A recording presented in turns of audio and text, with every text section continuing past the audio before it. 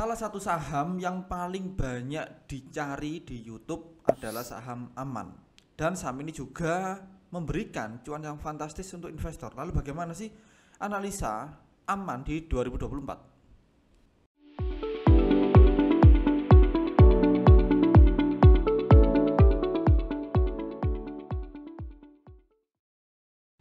Halo, dengan saya Rizky. Jadi pada video kali ini kita akan membahas salah satu saham yang fenomenal, saham yang memberikan cuan fantastis, yaitu saham Aman atau Aman Mineral Internasional.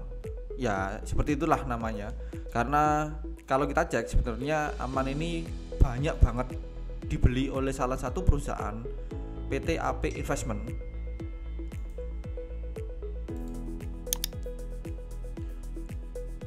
Sebetulnya Aman ini adalah salah satu perusahaan yang paling banyak dibeli oleh PT AP Investment. Ya, kalau kita telusuri di di Google, AP Investment ini adalah perusahaan luar negeri. Basisnya adalah consumer cycle, ya. Tapi mengapa kok dia beli Aman dan mengapa kok harga Aman selalu tinggi? Oke, kita akan bahas dan jangan lupa subscribe serta nyalakan lonceng agar up to date dengan konten dari saya. Oke, inilah Aman. Sebelumnya disclaimer on teman-teman, untuk Aman karena ini bukan ajakan menjual atau membeli saham tertentu. Inilah analisa saham Aman, PT Aman Mineral Internasional Januari 2024. Oke, untuk newsnya Aman ini di 2023 kemarin membuat pernyataan akan menyelesaikan smelter hingga akhir 2023. Sebagai gambaran, smelter itu apa? Yang belum tahu smelter, inilah smelter. Jadi di sini itu Aman itu menargetkan selanjutnya untuk kemajuan proyek tersebut, PMR-nya telah mencapai 64% atau 94% dari target yang diputuskan oleh Kementerian ESDM level 68,9%. Artinya ada kemajuan sekitar 4%. Jadi target tersebut yang harus dipenuhi oleh Aman hingga akhir 2023. Dan akhirnya karena mereka fokus di investment, fokus di capex, fokus di ekspansi bisnis, mengakibatkan beberapa elemen fundamental turun. Oke, kita akan cek dulu secara season. Untuk season Aman ini sangat bagus ya di Januari ini. Nggak ada bolong merahnya, cuma Desember kemarin bolong merah turun karena lagi ngebut smelter. Tapi di Agustus hingga sekarang itu hijau pekat malahan. Oke, untuk fundamental yang pertama adalah growth revenue. Untuk growth revenue Aman ini kurang menarik sebenarnya karena menurun. 2022 tinggi, lanjut turun di kuartal 3, kemudian turun, baru kuartal 3 2023 agak sedikit naik ya. Lalu untuk net profit margin ini minus di kuartal 3 2023. Lalu bagaimana kuartal 4 2023? Kita tunggu beberapa minggu ke depan, semoga hasilnya lebih baik. Lalu untuk PE rasio ini juga sangat buruk ya. Saham ini terpantau sangat murah sekali, tapi dengan harga yang demikian rupa. Artinya apa? Artinya banyak kepentingan di dalamnya yang mengindikasi bahwa saham Aman ini akan pullback, revenue-nya akan meningkat secara drastis, dan tentu saja harga sahamnya juga akan meningkat. PE rasio juga nggak sebanding dengan earning per share, yang dimana earning per share-nya ini malah turun ya. Sejalan dengan net profit margin, earning per share-nya ini turun minus. Bahkan kalau kita cek secara free cash flow-nya itu juga hampir kosong juga ya, hampir minim lah istilahnya. Nanti coba kita lihat DER ya. Setelah ini kita akan lihat DER. Tapi sebelumnya saya akan membahas tentang cash flow. Untuk cash flow-nya ini juga minus. Ya, minus ke bawah, jelas ya, minus pasti ke bawah. Kemudian untuk investmentnya ini yang sangat tinggi sekali. Tiap kuartal dia naik. Artinya apa? Artinya lagi pembangunan proses smelter. Ya, walaupun dia mineral, ya, tapi dia membangun smelter di Indonesia. Ya, ini yang mengakibatkan dia capex-nya itu tinggi banget. Akhirnya mempengaruhi cash flow investmentnya juga semakin tinggi. Minus.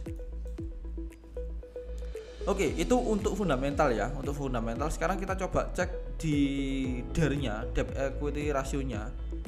Oke, ini adalah Stockbit ya. Saya menggunakan Stockbit untuk sekuritas. Kemudian kita cek ke bawah, ini ada balance sheet untuk aset.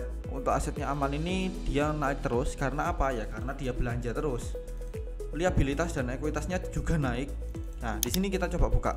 Untuk liabilitas, dia mengalami kenaikan terus, hutangnya tambah banyak. Sementara untuk ekuitasnya juga naik karena hutang dibelikan untuk aset, sehingga asetnya juga naik, ekuitasnya juga naik. Sehingga coba di sini ada debt to equity ratio-nya ini juga mengalami sedikit kenaikan dari kuartal 4 karena hutang yang cukup bertambah ya. Hutangnya cukup bertambah.